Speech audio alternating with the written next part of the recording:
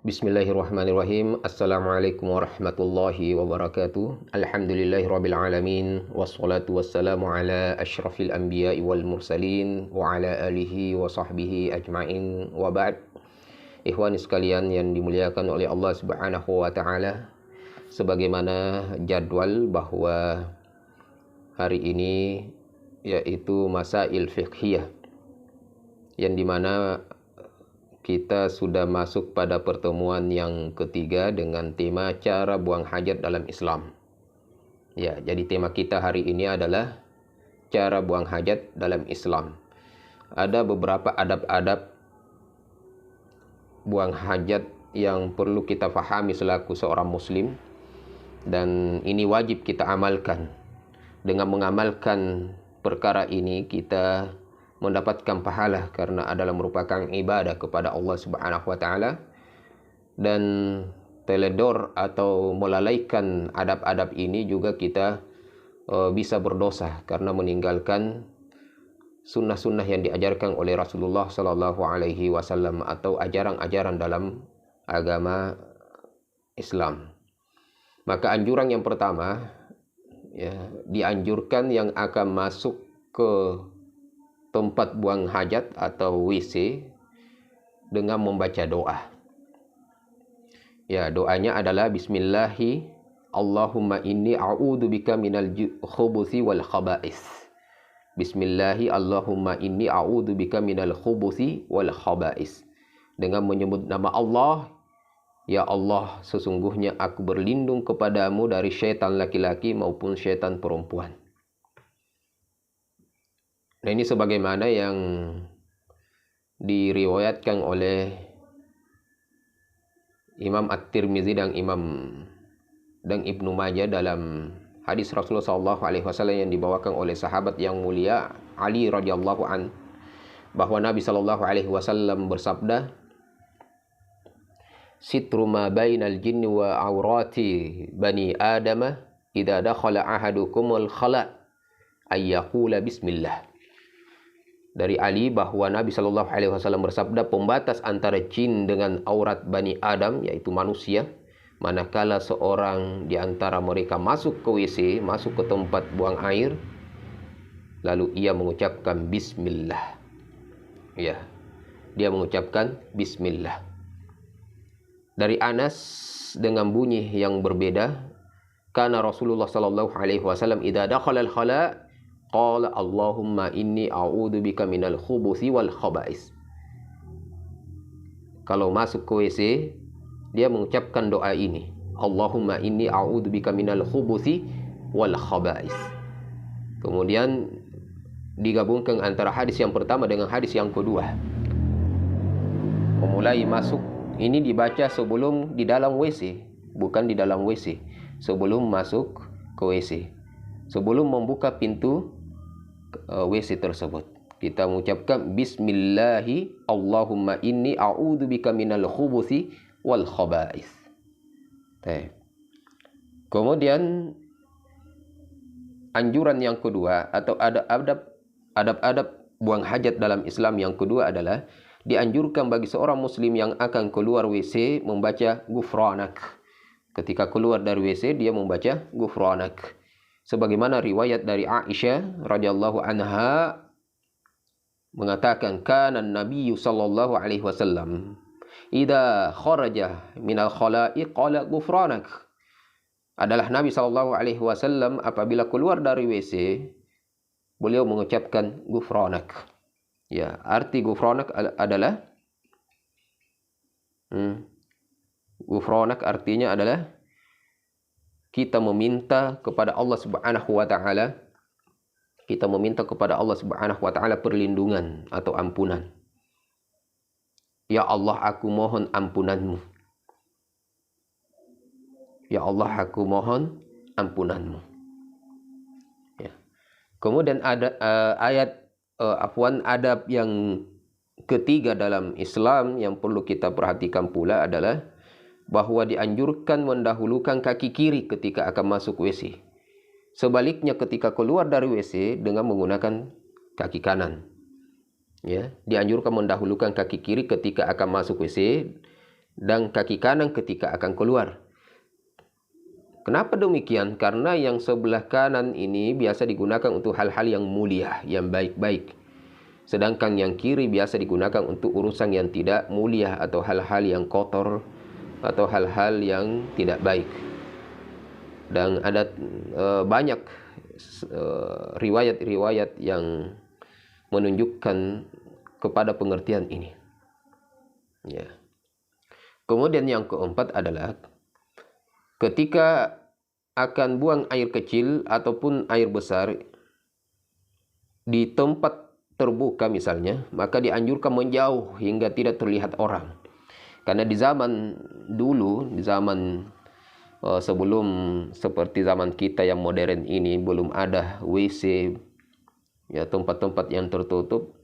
Dulu di zaman itu mereka membuang air besar masih di tempat yang umum, sehingga mereka terkadang mereka harus menutupi atau membuat suatu tempat yang dimana orang-orang bisa mengenal bahwa di sana adalah sebuah jambang atau tempat buang air besar. Nah, kalau ada penghalang itu sesuatu yang bagus. Namun terkadang masih ada di beberapa kampung atau di zaman dulu sebelum ada bangunan WC yang kita rasakan sekarang ini, itu mereka ada yang di pinggiran sungai, ada yang di pantai-pantai. Nah, kalau ada yang ke hutan, pinggiran kampung, di hutan di pinggiran rumahnya. Nah, kalau harus mereka melakukan yang seperti itu, maka mereka harus menjauh. Tidak boleh mendekati ke tempat yang biasa dilewati orang supaya tidak kelihatan oleh orang banyak yang lalu lalang, ataupun supaya tidak keinjak oleh orang yang akan lewat nanti. Karena tidak boleh juga kita buang air di tempat atau di bawah tempat berteduhnya orang atau di jalanan tempat mereka lewat. Ya, itu sangat tidak diperbolehkan. Sehingga harus menjauh supaya tidak kelihatan oleh orang lain. Nah, ya. Nah, ini sebagaimana dari Jabir radhiyallahu an mengatakan, kharajna ma'a Rasulillah sallallahu alaihi wasallam fi safarin. Ya, kami pernah keluar bepergian bersama Rasulullah sallallahu alaihi wasallam. Wa kana Rasulullah sallallahu alaihi wasallam la ya'til burazu hatta yataghayyaba fala yura. Dan beliau tidak membuang air besar sebelum beliau menjauh sampai betul-betul tidak terlihat oleh orang lain. Menjauh sampai betul-betul kita tidak melihatnya dan orang lain melihatnya. Ini adalah merupakan suatu dalil adab berbuang air, buang air besar. Begitu juga air kecil. Tidak sepantasnya kita memperlihatkan diri kita buang air di depan orang banyak. Nah, kemudian adab yang kelima, ikhwani sekalian yang dimuliakan oleh Allah Subhanahu wa taala, adalah bahwa kita tidak boleh menghadap ke arah kiblat dan juga tidak boleh membelakangi kiblat tersebut. Yang diperbolehkan itu adalah selain daripada menghadap ke kiblat dan membelakangi kiblat.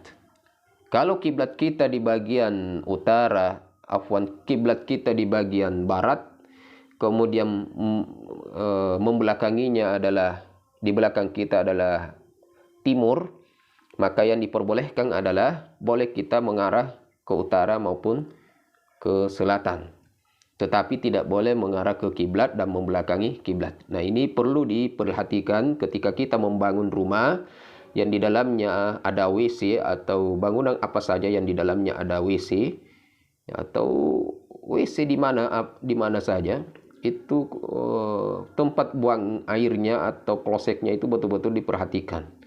Terutama masjid-masjid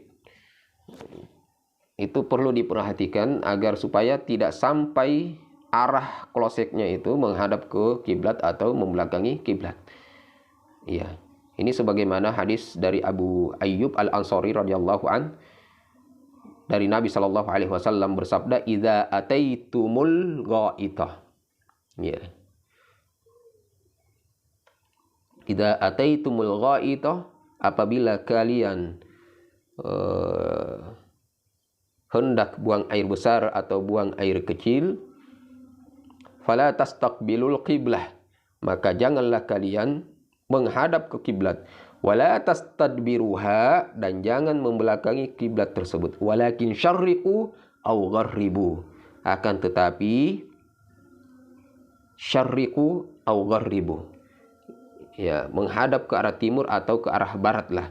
Ini disebabkan karena posisi kiblat di tempat Rasulullah SAW pada saat itu adalah arahnya, ya, arahnya selatan ataupun timur, selatan ataupun utara, sehingga yang yang diperbolehkan itu selain daripada menghadap ke kiblat atau membelakangi kiblat, itu arah yang benar adalah timur dan barat. Nah, arah kita di Indonesia kiblat itu barat dan timur, sehingga kita selama kita berada di Indonesia, buang air itu adalah tidak boleh menghadap ke barat ataupun timur, tapi yang boleh adalah ke selatan utara.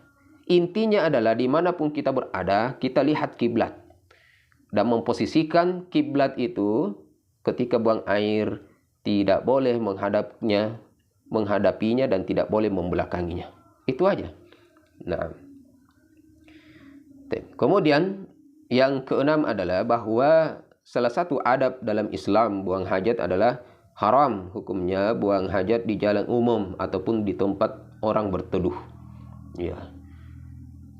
Sebagaimana dari Abu Hurairah bahwa Rasulullah SAW bersabda, "Ittaqul la'anaini."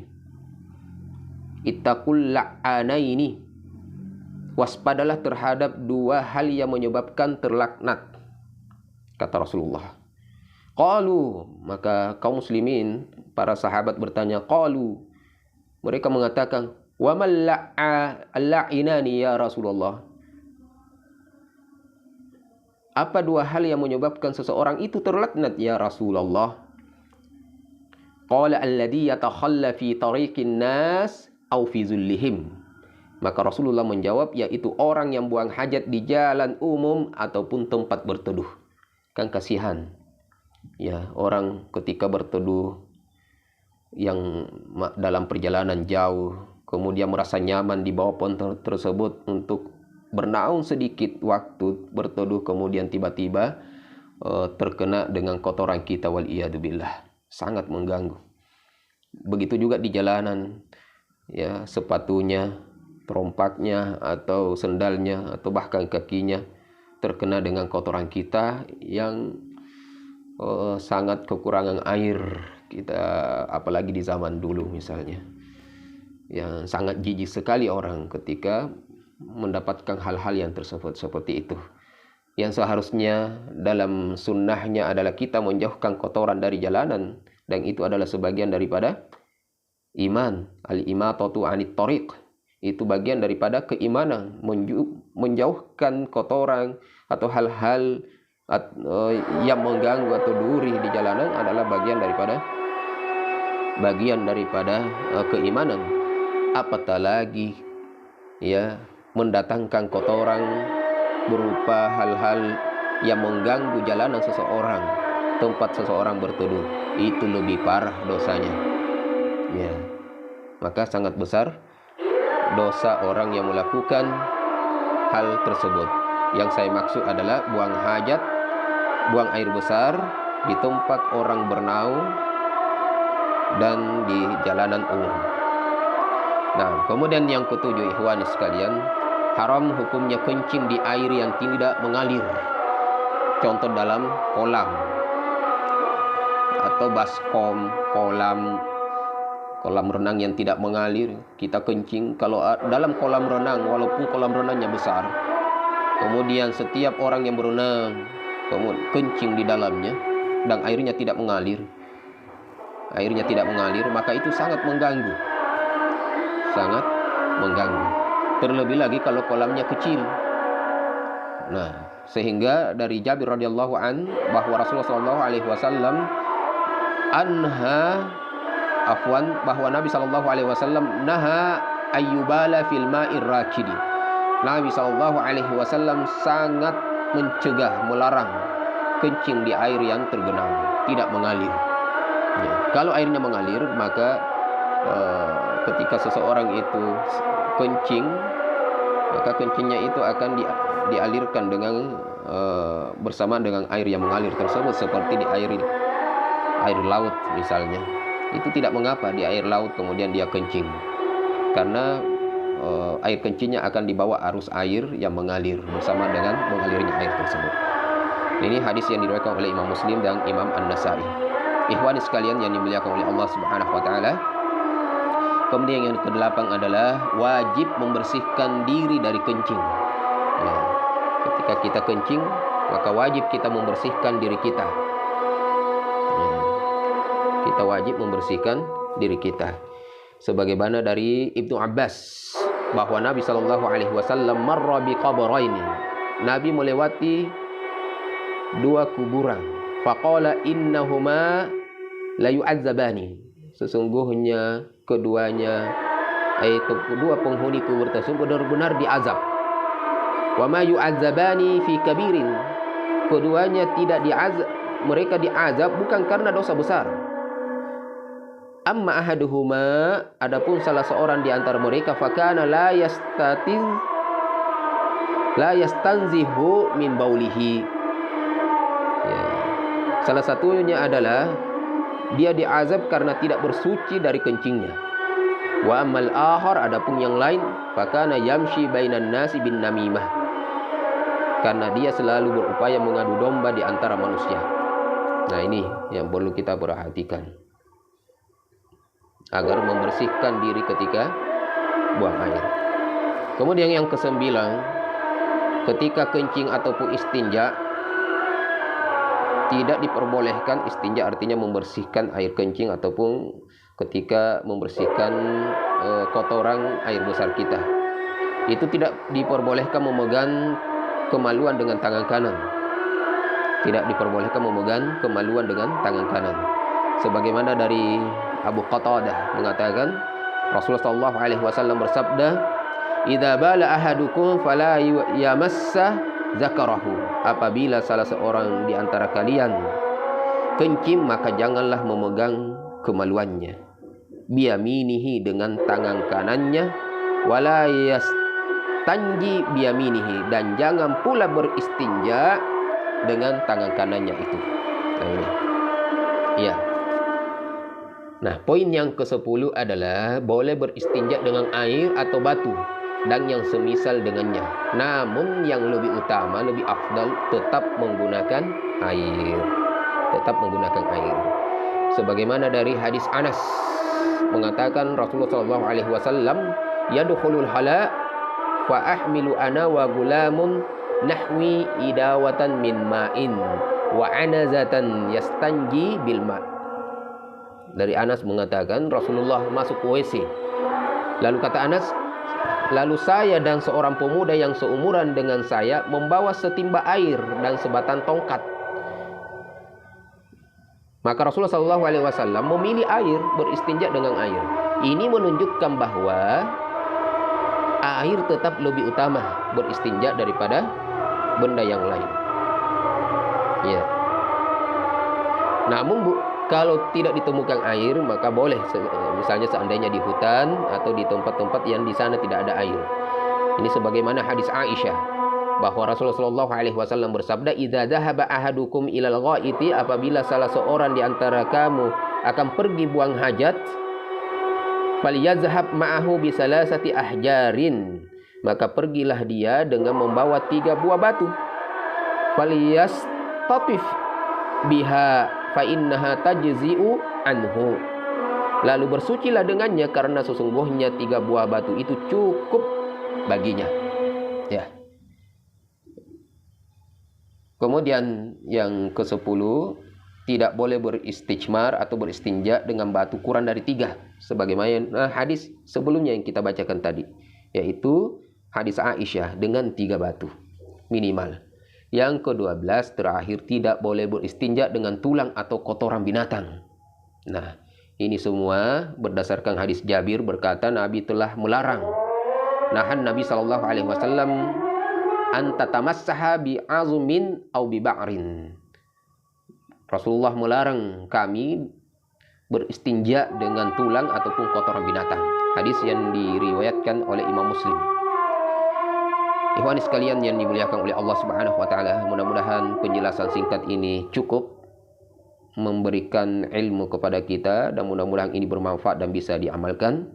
Barakallahu fikum wa jazakumullahu khairan wa zadakumullahu ilman. Wassalamualaikum warahmatullahi wabarakatuh.